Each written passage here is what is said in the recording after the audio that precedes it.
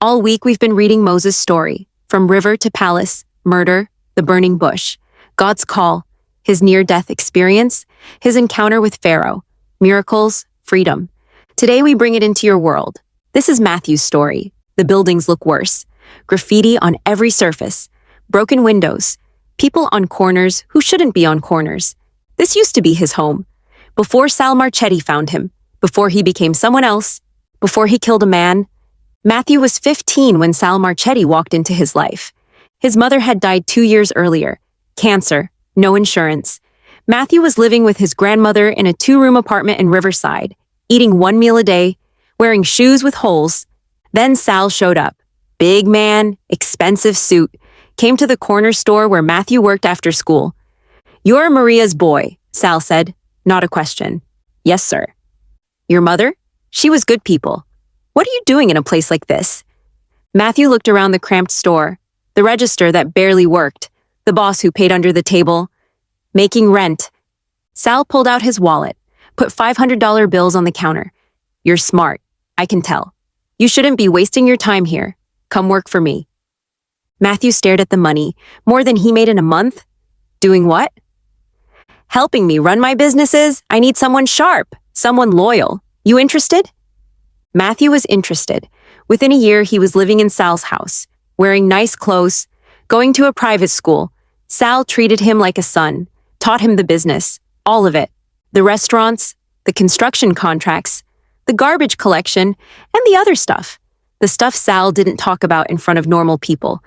By 22, Matthew was Sal's right hand. The heir. Everyone knew it. Then came the night at the warehouse. Sal sent Matthew to check on a shipment. Routine. But when Matthew got there, he heard screaming. In the back office, he found Tony Gallo, Sal's enforcer, beating a kid. Couldn't be more than 17. Blood everywhere. "What's going on?" Matthew said. Tony didn't stop. Caught him stealing, making an example.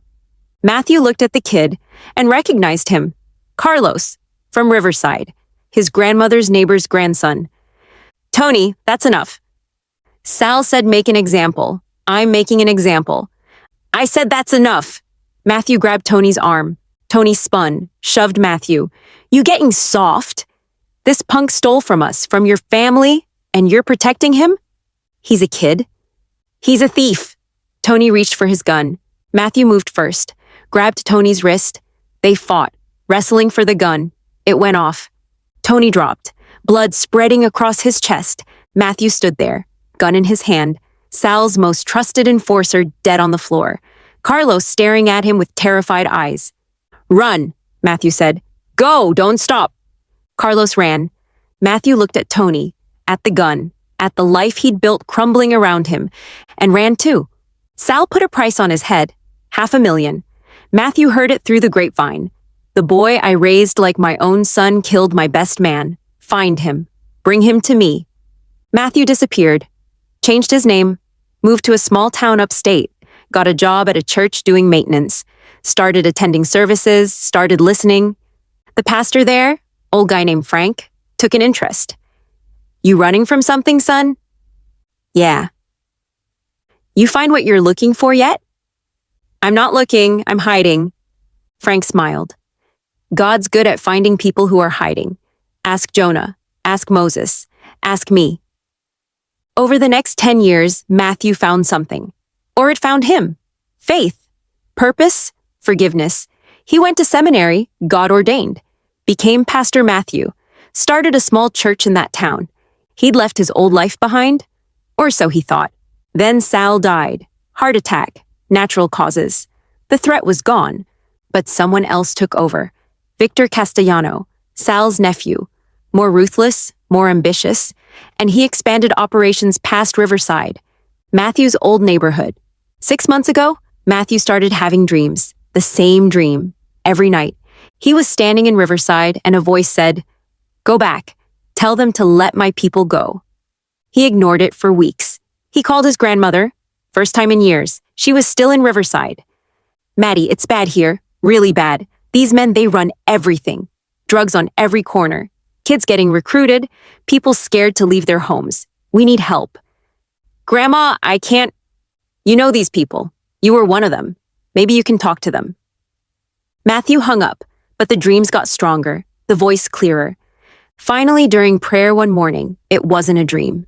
It was real, clear, undeniable. Go to Riverside, go to Victor, tell him, let my people go. I can't, he'll kill me. I killed Tony, they remember. I'll be with you. Tell Victor, let my people go, or I'll strike him and everything he has. And if he says no, he will say no, many times. But in the end, he'll let them go. They all do. So Matthew packed a bag, drove to Riverside, and now he's standing on the corner where he used to buy groceries with his grandmother, about to walk into a meeting with a mob boss to deliver a message from God. Victor Castellano runs his operation from a social club on Riverside Avenue. Matthew walks in, 3 guys at the door. They recognize him immediately. Matthew Rivera, heard you were dead. Not yet. I need to talk to Victor. They pat him down, take his phone, lead him to the back room. Victor's sitting at a card table, counting money. Looks up, smiles, but it's not friendly. Matthew, the prodigal son, heard you found God. Something like that. You know, Sal put 500 grand on your head. Lucky for you, he died before anyone collected. What do you want?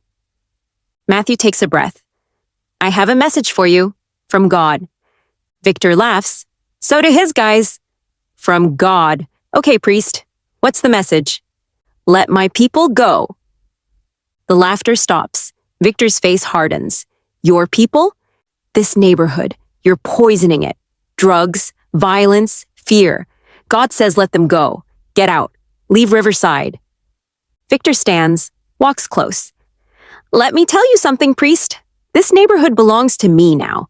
Every business, every corner, every person. You think you can walk in here and tell me what to do because you had some dream? It's not a request, it's a warning. Let them go, or God will make you. Victor laughs again, but this time it's cold. Get him out of here. And Matthew, don't come back. You won't like what happens if you do. They throw Matthew out, literally. He lands on the sidewalk. As he's getting up, he hears the voice again. Go back tomorrow. Tell him again, and watch what I do. The next morning, Victor's restaurant, his front business, has a problem. The water main breaks, not just leaking, exploding. Water everywhere, red with rust, looks like blood. Health department shuts it down. 2 weeks minimum to fix. Matthew shows up that afternoon. Let my people go. Victor. It's a broken pipe? That's all. Get out. 3 days later, rats. Not a few. Hundreds. In Victor's buildings, in his warehouses, in the apartments he controls. Tenants are calling, screaming. Health inspectors show up again. Violations everywhere. Fines piling up. Matthew comes back. Let my people go. Victor. You think you're doing this? You think you brought rats? It's New York. We got rats. Now leave before I have you removed permanently. A week later, Victor's crew starts getting sick. Skin infections, boils, painful, spreading. His top guys can barely work. They end up in the hospital. Matthew shows up. Let my people go. Victor's getting nervous now. How are you doing this? I'm not. God is. And he's just getting started. Let them go. Get out. The next shipment comes in. Victor's main product. But something's wrong. It's contaminated. Entire batch unusable. $250,000. Gone. His supplier says it's never happened before. Clean on their end. Something happened in transit. Matthew comes. Let my people go. Victor's scared now. But he's also angry. You're messing with my business. You're going to pay for this? I'm not doing anything. But God's giving you a choice. Let Riverside go. Walk away, or it gets worse. I don't believe in God. You will. That night, a storm hits. But only Victor's territory. Hail, wind, lightning.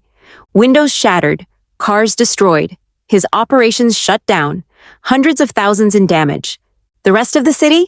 Clear skies. The news calls it a microburst. Meteorologists are baffled. Victor's watching the coverage when Matthew walks in, uninvited.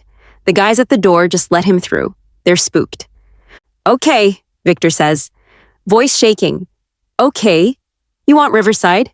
Take it. I'll move operations. Just make this stop. Matthew nods. Tomorrow. I want to see you packing. I want to see your people leaving. Fine, tomorrow. Matthew leaves. The storm stops. Just like that. Clear skies. But the next day, Victor's still there, still running things. Matthew walks in. You said you'd leave. Victor looks up, and his face is different. Hard. I changed my mind. You got lucky with some weather, some bad breaks, but I'm not going anywhere. This is my territory. You want it? You're gonna have to take it. Matthew stares at him and hears the voice. His heart is hard. One more. The last one. Matthew speaks quietly. You're making a mistake. The next one isn't about money or buildings. It's personal. Get out. 3 days later, Matthew's phone rings. It's one of Victor's guys, voice broken. It's Marco, Victor's nephew. He's dead. Marco was Victor's heir, his sister's son, 28 years old, being groomed to take over. What happened? They don't know. He just collapsed. Heart stopped. Doctors can't explain it. He was healthy. No drugs, no nothing. Just dead. Silence on the line. Victor wants to see you. Now. Matthew walks into the club. Victor's sitting in the corner. Looks like he's aged 10 years. You did this, Victor says. Not angry, just broken. No, God did. I warned you. Victor's hands are shaking.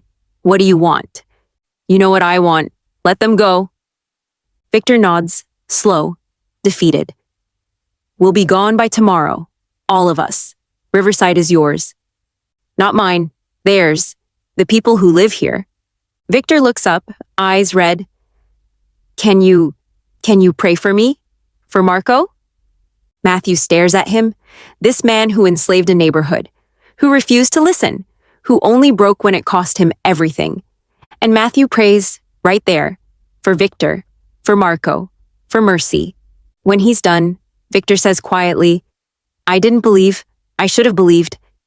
By the next evening, Victor's operation is gone. Trucks loaded, buildings emptied, people leaving. Matthew stands on the corner with his grandmother, watching them go. She squeezes his hand. What happens now? Now. We rebuild. We take back what was stolen. We help people get free. Will they come back? Matthew watches the last truck turn the corner, disappear. I don't think so. Not after what they saw. That night, Matthew gathers people in the church. The building's been abandoned for years, but it's still standing.